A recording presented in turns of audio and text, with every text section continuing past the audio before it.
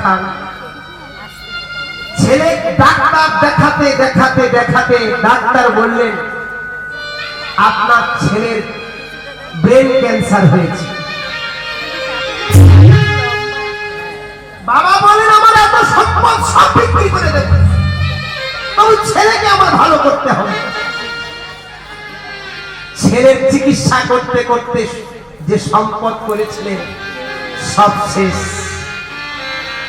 ঘরটুকি আছে তাও বিক্রি হয়ে গেছে। যেদিন ছেলেটা মরবে সেদিন বাবাকে ডেকেছে, বাবা